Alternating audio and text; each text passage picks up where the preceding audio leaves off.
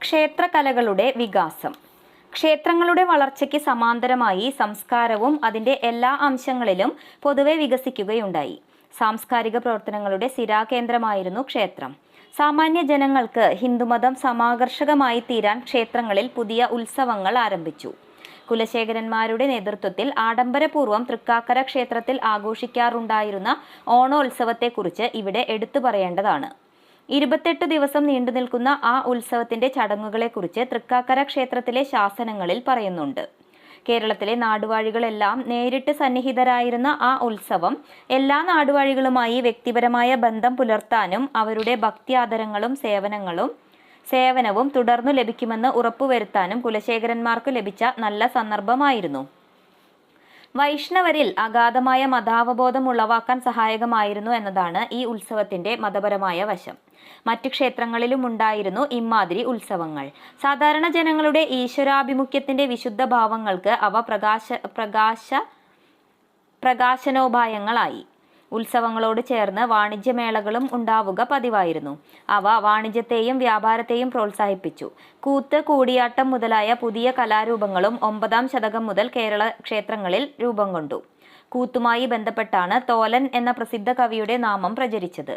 അഭിനയ കലയിൽ നടന്മാർക്ക് വിശദമായ നിർദ്ദേശങ്ങൾ നൽകുന്ന അദ്ദേഹത്തിന്റെ ആട്ടപ്രകാരങ്ങളെപ്പറ്റിയും ക്രമദീപികയെപ്പറ്റിയും മുൻപൊരവസരത്തിൽ പറയുകയുണ്ടായല്ലോ. കൂത്തിന്റെ രംഗവേദിയായി കൂത്തമ്പലങ്ങൾ ഉണ്ടായത് 9ാം നൂറ്റാണ്ടിലായിരുന്നു. കുലശേഖര ഭരണകാലത്താണ് കേരള ക്ഷേത്രങ്ങളിൽ ദേവദാസി സമ്പ്രദായം ആരംഭിക്കുന്നത്. അന്ന് സമുദായത്തിൽ സമാരാധ്യന്മാരായിരുന്നു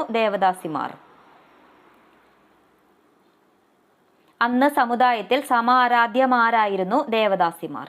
കുലശേഖര ആഴ്വാർ തന്നെ അദ്ദേഹത്തിന്റെ പുത്രിയെ ശ്രീരംഗം ക്ഷേത്രത്തിലേക്ക് ദേവദാസിയായി സമർപ്പിക്കുകയുണ്ടായി. ക്ഷേത്രകലകളോടൊപ്പം അന്ന് കൊത്തുപണികളും ചിത്രരചനയും വികാസം നേടി. പുരാണ കഥകളെയും ദേവന്മാരെയും ഉദാഹരിക്കുന്ന ശിലാധാരു ശില്പങ്ങൾ ക്ഷേത്രങ്ങളിൽ പ്രത്യക്ഷപ്പെട്ടു. ഇവയുടെ നിർമ്മാണത്തിൽ കേരളീയ കലാകാരന്മാർക്ക് പുറമെ തമിഴ്നാട്ടിലും ശ്രീലങ്കയിലും നിന്നുള്ള ശില്പികളും പങ്കെടുത്തു. അങ്ങനെയാണ് കേരളത്തിലെ ക്ഷേത്ര പ്രതിമാ ശില്പത്തിൽ ചാലൂക്യ, പല്ലവ, പാണ്ഡ്യ, ചോള ശൈലികളുടെ വ്യക്തിമുദ്രകൾ പതിയാനിടയായത്. കേരളത്തിലെ ചുമർ ചിത്രങ്ങളുടെ ആരംഭവും കുലശേഖര കാലത്താണ് എന്ന് കരുതാം. ഗോദാരവിയുടെ കാലത്തെ നെടുമ്പുറം തളി ലിഖിതത്തിൽ ക്ഷേത്രങ്ങളോടനുബന്ധിച്ചുള്ള ചിത്രമെഴുത്തുകാരനെ പരാമർശിച്ചിട്ടുണ്ട്.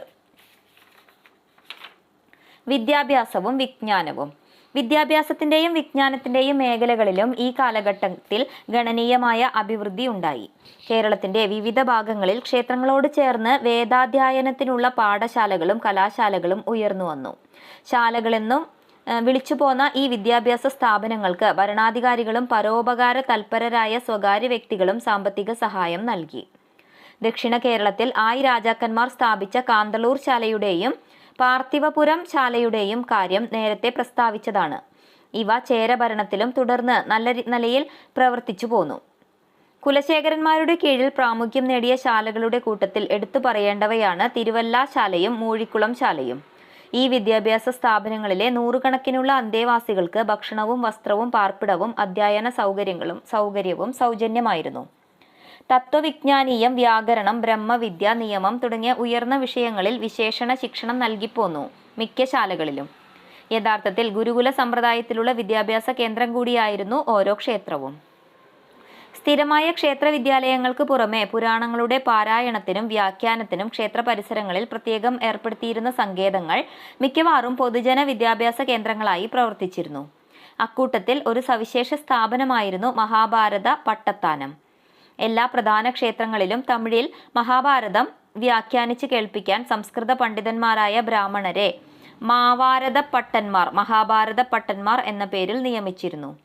ഒരേയൊരു ചാക്യാർ തന്നെ അത്ഭുതകരമായ അഭിനയ വൈദഗ്ധ്യത്താൽ അനേകം കഥാപാത്രങ്ങളെ തന്മയത്വമായി രംഗത്ത് അവതരിപ്പിച്ച് കാണികളെ രസിപ്പിച്ചു പോന്ന ചാക്യാർ കൂത്ത് പൊതുജനങ്ങൾക്ക് വിദ്യാഭ്യാസവും വിനോദവും നൽകി. ക്ഷേത്രസന്നിധിയിൽ ഭക്തന്മാർ സംഘം ചേർന്ന് ആലപിക്കുന്ന കീർത്തന ഗാനങ്ങൾ ഒരുതരം വയോജന വിദ്യാഭ്യാസത്തിന്റെ ഫലം ചെയ്തു. വിവിധ വിഷയങ്ങൾ പ്രതിപാദിക്കുന്ന പുസ്തകങ്ങൾ അടങ്ങിയ ഗ്രന്ഥാലയങ്ങളും ക്ഷേത്രങ്ങളോട് ചേർന്നുണ്ടായിരുന്നു. ഹൈന്ദവ മതതത്വങ്ങളുടെ പഠനത്തെ പ്രോത്സാഹിപ്പിക്കാൻ അന്ന് ക്ഷേത്രങ്ങൾ വേദപാരായണവും മതാചാര സംഹിതകളിൽ സാമർത്ഥ്യ പരീക്ഷകളും ഏർപ്പെടുത്തിയിരുന്നതിന് ധാരാളം തെളിവുകളുണ്ട്. ഋഗ്വേദത്തിൽ 3 വൈദഗ്ധ്യ പരീക്ഷകൾ കടവല്ലൂർ ക്ഷേത്രത്തിൽ കുന്നംകുളത്തിന് 5 മൈൽ വടക്ക് നടപ്പിലാക്കിയിരുന്നതിനെക്കുറിച്ച് ഈ സന്ദർഭത്തിൽ അവശ്യം അനുസ്മരിക്കേണ്ടതാണ്. തൃശൂരെയും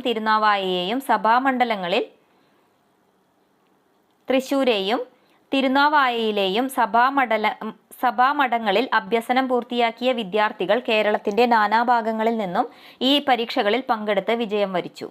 കടന്നിരിക്കലിനു വേണ്ടിയുള്ളതായിരുന്നു ഏറ്റവും വലിയ പരീക്ഷ. ഒരാൾക്ക് ലഭിക്കാവുന്നതിൽ വെച്ച് ഏറ്റവും വലിയ ബഹുമതിയായിട്ടാണ് ഇതിലെ വിജയം കണക്കാക്കിയിരുന്നത്. വിജയിക്ക് ബഹുമാന്യ സ്ഥാനത്ത് കടന്നിരിക്കാമായിരുന്നു.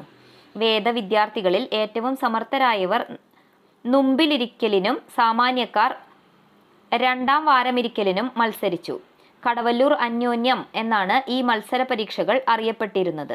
ക്ഷേത്രങ്ങൾ സാഹിത്യപരവും വിദ്യാഭ്യാസപരവുമായ പ്രവർത്തനങ്ങളെ പ്രോത്സാഹിപ്പിച്ചതിനു പുറമെ അവ ചികിത്സാലയങ്ങളും ആതുരശാലകളും നടത്തുകയും ചെയ്തിരുന്നു.